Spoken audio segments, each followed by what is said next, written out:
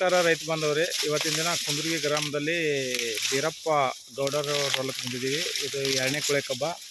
ಸುಮಾರು ಇದಕ್ಕೆ ನಾವು ಒಂದು ವಿವೋಜಿ ಕಂಪ್ನಿದು ಒಂದು ಸ್ಪ್ರೇ ಮತ್ತು ಒಂದು ಗೊಬ್ಬರವನ್ನು ಕೊಟ್ಟಿದ್ದೀವಿ. ಸುಮಾರು 3 ಎಕರೆ ಇವ್ರದ್ದು. ಆದರೆ ನಾವು ಸುಮ್ಮ 15,000 ರೂಪಾಯಿ ಅಷ್ಟು ಇದು ಕೊಟ್ಟಿದ್ದೀವಿ. ಆದರೆ ಈಗ ಇವರು 16 ಗಣಿಕೆ, ಆಮೇಲೆ ಇದು 2ನೇ ಕುಳೆ ಕಬ್ಬು. ನೀವು ನೋಡ್ಬೋದು ಕಬ್ಬಿನ ಹೈಟ್, ಆಮೇಲೆ ಇದು ಕಬ್ಬು ಬೆಳವಣಿಗೆ. ಅದರಂತೆ ಈ ಗ್ರಾಮದ ಸಂಘ ಸ್ವಾಮಿಗಳದಾರ. ಸಂಘ ಸ್ವಾಮಿಗಳ್ನು ಒಂದಿಷ್ಟು ಕೇಳೋಣ ಇದ್ರ ಬಗ್ಗೆ. ಗುರುಗಳ ನಮಸ್ಕಾರ. ನಮಸ್ಕಾರ. ಈಗ ನೀವು ಗೌಡ್ರ ಹೊಲಕ್ಕೆ ನಾವು ಕೊಟ್ಟಾಗ ನಿಮಗೂ ಗೊತ್ತಿತ್ತು ವಿಷಯ. ಈಗ ಕಬ್ಬಿನ ಗಣಿಕೆ ಗಾತ್ರ ನೀವು ನೋಡಕತ್ತಿರ್ಬೇಕು. ಕಬ್ಬಿನ ಗಣಿಕೆ ಗಾತ್ರ ಏನಿದೆ ಅಂತ. ಈಗ 2ನೇ ಕುಳೆ ಕಬ್ಬ ಈ ಥರ ಬಂದತ್ತಲ್ಲ, ನಿಮಗೆ ಈ ವಿವೋಜಿ ಕಂಪ್ನಿ ಬಗ್ಗೆ ನಿಮ್ಗೆ ಏನು ಅನಿಸ್ತತಿ?